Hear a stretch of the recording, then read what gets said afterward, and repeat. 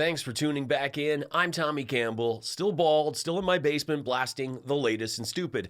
Today I'll be getting into Steve Bannon doing an Elon Musk at CPAC, sunglasses inside Space Karen going idiocracy with a chainsaw, and Jay Sixers getting kicked out. But first, sports.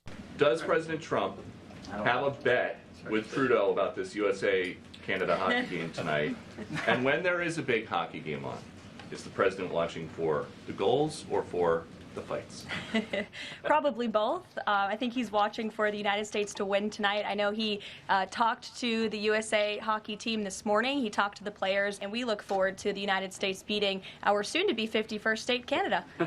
Trump destroys everything he touches, and America is now a province. Canada beat the USA in overtime, and Justin Trudeau trolled Trump with this. Now, Trudeau was in attendance at the last game, and this one he watched in a pub, very casual. Canada's national anthem and players were booed, so was Wayne Gretzky. The American fans were booing Canada because Canada booed the USA when Canada was booing the USA because their stable genius president is an idiot. I hope this game got at least a few MAGA voters to see just how stupid it is that their diapered leader turned what would have been a spirited match into an all-out war.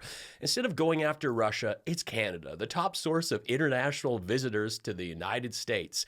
A 10% reduction in Canadian travel could mean 2 million fewer visits, $2.1 billion in lost spending, and 14,000 job losses. And starting in March, Air Canada will proactively reduce capacity. Trump is stupid, he's not a deal maker, and he's a fraud in so many ways. Trump hit up the big game only to leave when his team was losing. He recently appeared at the Daytona 500 where he did laps in the beast. Not driving, of course, he can only operate a golf cart. Oh, and at the time of making this video, he has been in office for 32 days, 9 of which he spent golfing. That's 28.13%. This is the guy that attacked remote workers. But there was another major sporting event recently that Trump ignored. And for a guy that says he loves the veterans, showing up at the Invictus Games never even crossed his tiny mind. Now, if you're not familiar with them, the Invictus Games is an international multi-sport event first held in 2014 for wounded, injured, and sick military service personnel, both serving and veterans. The Invictus Games were founded by Prince Harry, who was a captain and an Apache helicopter pilot, 10 years in the armed forces, 2 tours in Afghanistan. In 2013, Prince Harry visited the Warrior Games in the United States, where he witnessed the ability of sport to help both psychologically and physically, and saw the opportunity for those that fought alongside each other to come together and wanted to make it an international event. Fake Bone Spurs tough guy Donald Trump has repeatedly criticized Harry, calling him whipped, and Meghan Markle terrible. So there was no way Trump was going to show up and face the guy that started the international games for the people Trump called losers and suckers. Trudeau was at the event with Harry, just mixed in the crowd because not everyone has a gun, and he gave a fantastic closing speech. Pop quiz hotshot, do you know who last attended the Invictus Games on behalf of the USA? You also brought your husband, Chasten, on a military aircraft to attend a sporting event in Netherlands. Was that That's quite a spin to put on. No. But I mean, was that reimbursed? Because that was one of the controversies with Price. I led a presidential delegation to support American wounded warriors and injured service members, the Invictus Games, as has been tradition for many years. I led the American delegation as one of the great honors of my time in this job. And the diplomatic protocol on a presidential delegation is that the principal is often accompanied by their spouse. It was a great trip. It was incredible. It was also a few weeks into the Ukraine war. So we had a chance at the U.S. Embassy to engage with the Ukrainian competitors, also wounded service members. Some of them went from the games back to the battlefield to fight for their country. I also took the opportunity to sit with the Prime Minister of the Netherlands to look at port infrastructure, Dutch port infrastructure. But here's what I want you to understand. Before me, it was the Secretary of the Army under President Trump who took that trip with his wife. Before that, it was Mrs. Trump as First Lady who went to the Invictus Games.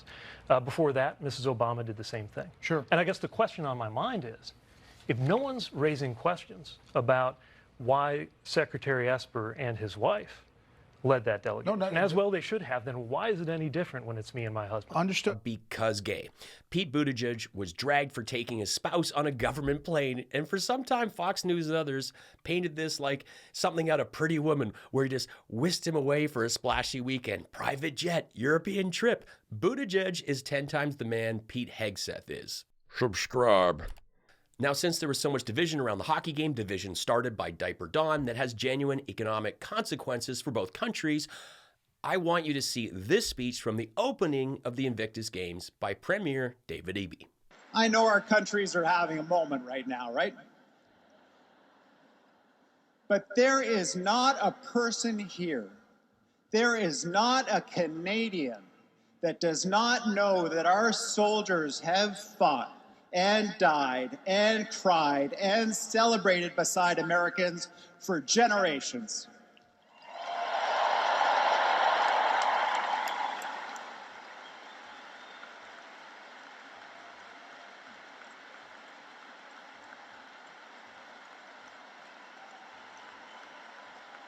And I'll tell you as a politician that it doesn't matter what the politicians say.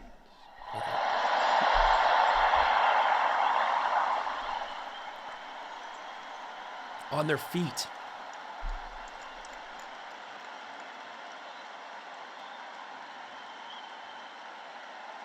Because if you need us, you just say the word, USA. And you know what? If we ever need you, and it came down to it, I know you'd be there in a second. Again, no Trump to cut to with a reaction because he was golfing. He doesn't care. We all stand proudly together. We all believe in a future where we have values and a friendship that endures the test of time. We have stood together for generations, and Canada and Canadians will never stop fighting for the friendship that unites our two countries through tough times and through the best times in the world. Americans are our friends, always. Now, as much as I love Prince Harry's work, I gotta use him as a segue for this next clip. I don't know who is the king of bad Halloween choices, but I think the two have more than made up for their one-off edgelord dress-ups. But still, segue. The only way that they win is we retreat, and we're not going to retreat. We're not going to surrender. We're not going to quit. Fight, fight, fight. Amen. Yeah, conservatives are claiming Steve Bannon was making a Roman salute. This is the same excuse they made for Musk, who also claimed he was saying, "My heart goes out to you," when he has done this the normal way on video many times. Like the way the people at the Invictus Games were just doing. A Roman salute? I mean, the only thing that rivals Google searches for what is a Roman salute are, what is a tariff? We know exactly what that was, Steve, and it was intentional. The future of MAGA is Donald J. Trump. We want Trump in 28. That's what they can't stand. A man like Trump comes along only once or twice in a country's history. Right? We want Trump. We want Trump. Stevie Three Shirts wants as much MAGA as possible because grifting off them is his bread and butter. Two things he should probably lay off. This guy just pled guilty to defrauding these people, and they are cheering him on. It does not get stupider than that. You know, when I first saw the images of Elon Musk with the chainsaw at CPAC, I thought, is that the big closer? He's going to trim Trump's Yeti pubes live on stage? Hey, Stormy said it. Argentine President Javier Milei gave Musk the chainsaw, which Musk called the chainsaw for bureaucracy. And Musk wasn't the only Canadian to wield the power tool. Here's Calgary Cruz taking a manly photo to text Lauren Boebert when Heidi goes to bed. Yeah, I mean, I got a lot of criticism, and people said, well, that proves he's a huge idiot from a, you know, like, look, you know, he voted for whatever, $44 billion, and now it's worth like 8 cents. And it's not worth 8 cents. But you know, there's that. But the yeah, it was essentially to you know. Yeah. Sort of inside of the mind of a genius. Like, how do you do all this? Can you answer that question? It's not an easy question. Yeah. I mean, my mind is a storm. Yeah. So, yeah, it's a storm. But what a bumbling mess. Biden may have stuttered, but it wasn't drug-induced. Hey, that guy's on something. Give him a chainsaw. Trump recently called Elon the smartest guy he could find. This is like living in a small town and going to the local Chinese and saying it's the best in the world. They don't even have chopsticks, and they serve fries with this bright orange syrup chicken. It's awesome. His mind is a storm. All right, a turd tornado maybe. His company made great cars that led the way for others to do the same, and he ruined it all. Did anyone see or know why a group of J6ers had their registrations revoked at CPAC and were physically removed? from the registration line today? Yes, here's Pelosi desk footer Richard Barnett pleading to be allowed to stay. Kicking us out of CPAC. Okay. Just for being J6ers, I'm not the first one. Okay. So can you explain me why you would kick J6ers that were persecuted for 4 years, pardoned by President Johnson, okay? Then I won my appeal and my whole case was dismissed. Okay. I have a clean record. There's Okay. nothing going on with me. Okay. Why would you kick a J6er out of CPAC Okay. of all places? Are you ready for me to answer? Yes. Like I initially, remember what I first initially said, is that I have very limited information. Yes. And I do not. Okay, so why didn't somebody come down here that has the information? Well, because they're very busy today. Yeah. Okay. Right. So I've been very busy in prison for 4 years. That I understand. Don't shoot the messenger. You're not wanted here. Remember, this guy drove to D.C. from Arkansas and claimed he didn't understand that Congress was certifying President Biden's election victory. He says he got pushed into the building and ended up in Pelosi's office because he was looking for a bathroom. Body cam footage showed him shouting at police, entering the building, and other footage shows him boasting about defacing her office. And yes, that's Proud Boys leader Enrique Tarrio getting shown the exit. It is important to again note that in Canada and New Zealand, the Proud Boys are listed as a terrorist organization. I still feel sorry for the brand Fred Perry, since these creeps adopted the shirts as their uniform. What should we wear? Like white undershirts and camouflage? You know, there's a British ping pong and tennis champ that makes polo shirts.